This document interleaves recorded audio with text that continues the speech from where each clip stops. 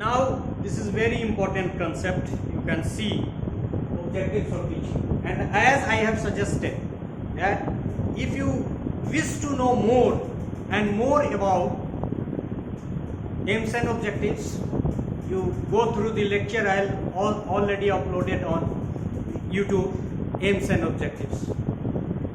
It is very comprehensive. So many aspects have been covered. It may not be repeated again and again. Blooms taxonomy से दूसरा भी lecture है, उसको भी वो बहुत छोटा है। उसमें सिर्फ दिखाया गया है कि जो रिवाइज टेक्सोनॉमी थी 1956 की, जो ओरिजिनल टेक्सोनॉमी है, फिर बाद में रिवाइज जो है, उसमें क्या डिफरेंस है, और हमने उसमें बताया है कि बहुत डिफरेंस नहीं, वो उसको हम लोग यहाँ नहीं करेंगे। So objectives of teaching, the scope of objectives of teaching can be limited in the light of the taxonomy of educational objectives, as you all are known, cognitive, affective and psycho। cognitive ये हमेशा याद रखिए, blooms taxonomy का ही part है। cognitive, affective and psycho।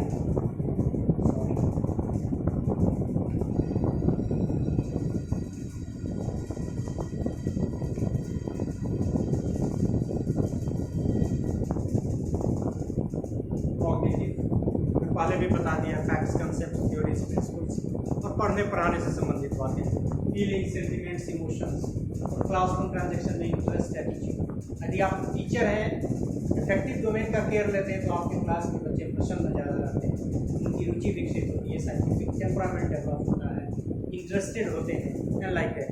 और ये psycho experimentation skill का भी हमने एग्जाम्पल भी दिया था पिछली बार, और फिर बताया कुछ। उस लेक्चर में आप ये भी देख लेंगे कि एम्स एंड ऑब्जेक्टिव्स में क्या डिफरेंस होता है। यदि इस तरह से हम सारी बातों को एक्सप्लेन करेंगे तो फिर टाइम बहुत ज़्यादा हो जाएगा, but it is very much recommended to go through that particular lecture in order to understand the difference between aims and objectives, and also to understand all the three domains of educational objectives and its further classification in detail. It means objectives of teaching includes cognitive, affective and psychomotor aspects of teaching. मतलब जब भी आप शिक्षण के उद्देश्य को परिभाषित करें तो it will be extended to cognitive, affective and psychomotor. ज्ञानात्मक पक्ष, भावात्मक पक्ष और क्रियात्मक पक्ष, शिक्षण के तीनों पक्षों को मिला के शिक्षण के उद्देश्य निर्धारित किए जाते हैं, और ज्ञानात्मक, भावात्मक और क्रियात्मक। याद रखें कि क्रियात्मक में एक्शन, जो भी मशल वगैरह से रिलेटेड एक्टिविटीज है, इसमें feeling, sentiments, emotion, attitude, interest, scientific temper, और फिर इसमें फैक्ट्स, कंसेप्ट, थ्योरीज, प्रिंसिपल्स, चाहे वो किसी भी सब्जेक्ट हो। तो ये ध्यान में रखें। एक बात और हम बता दें कि एम्स एंड ऑब्जेक्टिव में बेसिक डिफरेंस ये होगा कि objective is the affair of teacher, इसलिए ज़्यादा हम लोग बार बार ऑब्जेक्टिव और ऑब्जेक्टिव को अचीव किया जा सकता है। एम्स का क्षेत्र थोड़ा व्यापक होता है, इसलिए वो पॉलिसी मेकर वगैरह करते हैं। और फिर बताया कि ज़्यादा जानना है तो वो into other objective. Instructional objectives are being written in terms of teacher and his activities, and the behavioral objectives in terms of behavioral changes to take place after teaching among the learners। ये भी वहाँ बहुत explain किया गया। मतलब teacher कहता है कि छात्रों को त्रिभुज को समझाना, तो ये behavioral objectives नहीं है, ये इंस्ट्रक्शन, मतलब ये इंस्ट्रक्शन देने का ऑब्जेक्टिव। और यदि उसी को कहा कि the students will be able to define triangle as a concept, define कब करेगा? वो ओवर्ट बिहेवियर है, कोई भी आदमी देख सकता है कोई डिफाइन कर रहा है कि नहीं, तो वो तुम्हारा behavioural objective. To make the learners familiar with the concept of democracy, ये एक लिखा गया है, ये एक ऑब्जेक्टिव है। To make the learners familiar with the concept of democracy, यदि आप ऐसे लिखते हैं तो ये इंस्ट्रक्शनल ऑब्जेक्टिव्स है। फिर देखें आप, The learners will be able to recall democracy।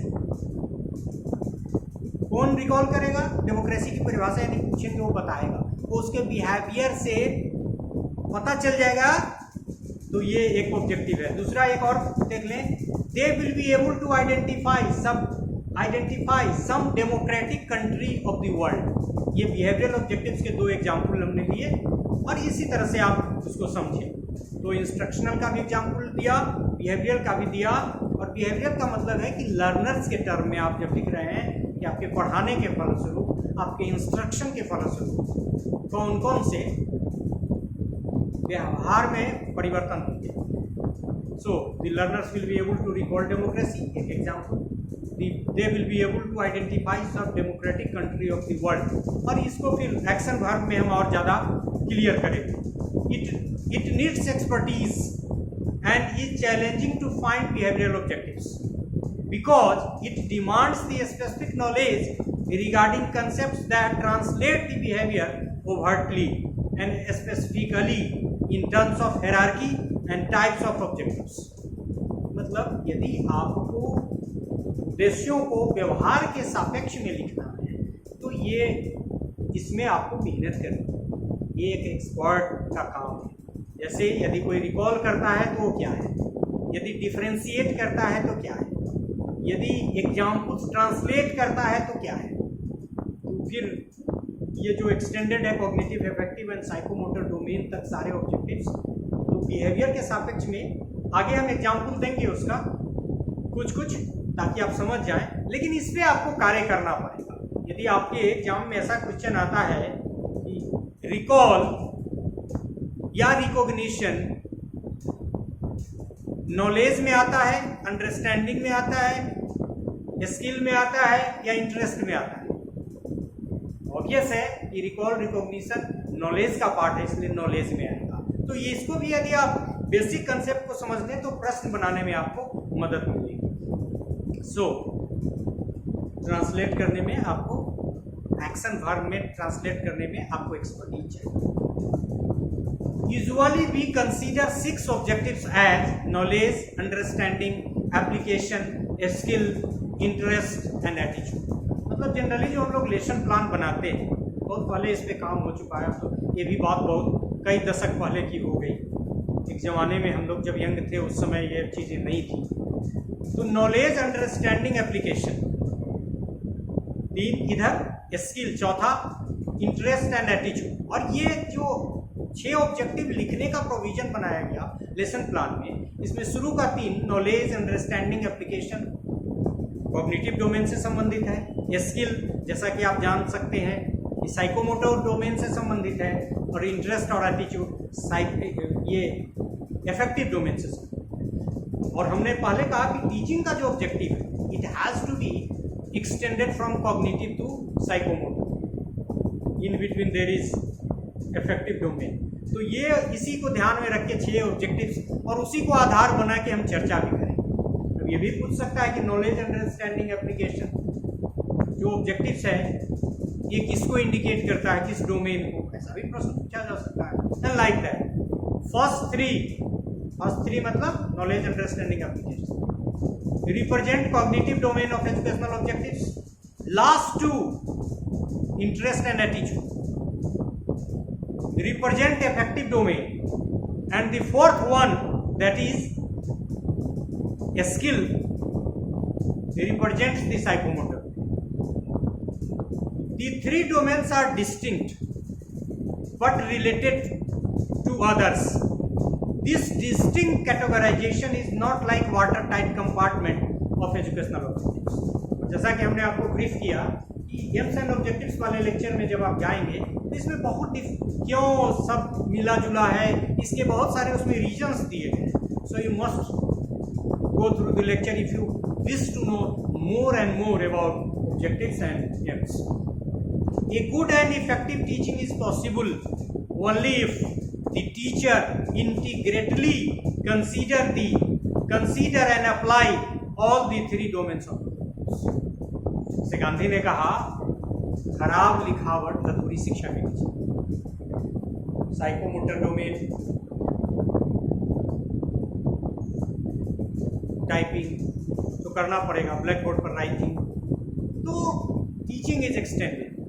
यदि एक अच्छा टीचर है आपको होना है या एक अच्छा टीचर आपको बनाना है, दोनों ही परिस्थिति में शिक्षण के तीनों उद्देश्यों को ध्यान में रखकर, तीनों उद्देश्य मतलब जो डोमेन्स ऑफ एजुकेशनल ऑब्जेक्टिव से गाइडेड है, ध्यान में आपको रख के करना चाहिए। 3 डोमेन्स ऑफ ऑब्जेक्टिव्स को ध्यान में रखना चाहिए जब भी आप शिक्षण के उद्देश्यों को परिभाषित करते हैं। A teacher is good only if he she is the master of content knowledge of the teaching subject.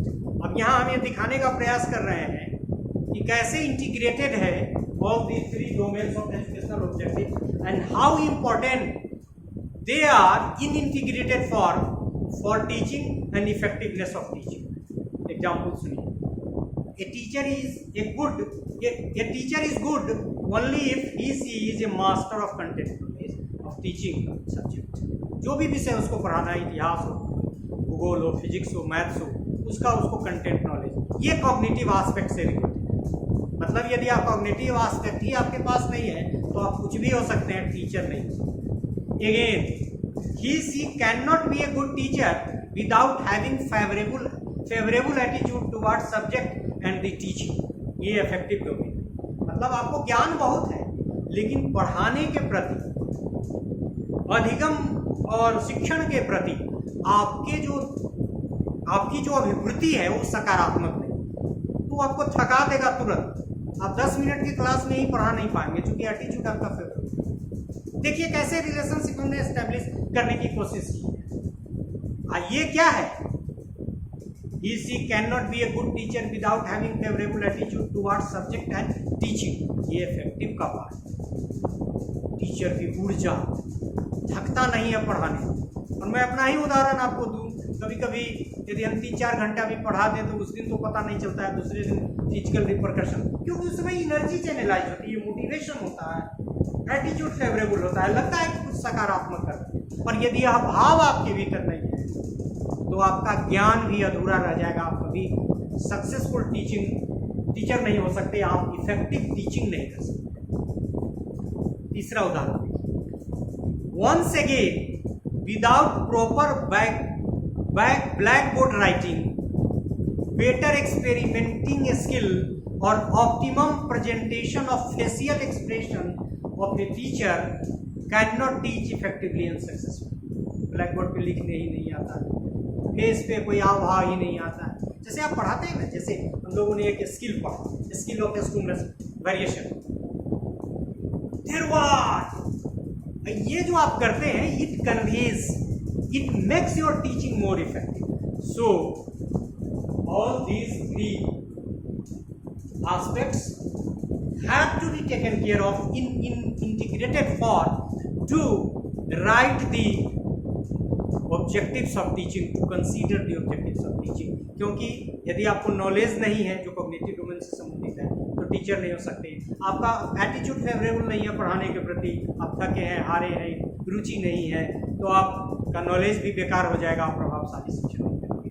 और यदि आपको लिखने नहीं आता है, आपका फेशियल एक्सप्रेशन नहीं है, आप डिफरेंट स्किल्स का इस्तेमाल नहीं करते हैं, ब्लैक बोर्ड पे लिखते नहीं है, आपकी राइटिंग खराब है, तो कि आप अच्छे टीचर नहीं हो सकते हैं। सो ऑब्जेक्टिव्स ऑफ टीचिंग, और ये हमने 6 ऑब्जेक्टिव जो डिस्कस किया, नॉलेज, अंडरस्टैंडिंग, एप्लीकेशन, कॉग्निटिव से, इफेक्टिव डोमेन से इंटरेस्ट और एटीट्यूड को, और साइकोमोटर डोमेन से स्किल को। लेकिन जब आप फर्दर जाएंगे तो उसके भी क्लासिफिकेशंस अलग अलग है, नॉलेज का अलग, उसके कई पार्ट्स हैं, सॉरी कॉग्निटिव का अलग 6 पार्ट है, उसी तरह से इफेक्टिव का भी पार्ट है, उसी तरह से, और उसमें बहुत व्यापक लेक्चर है, उसको आपको देखना चाहिए। Thank you very much for this part.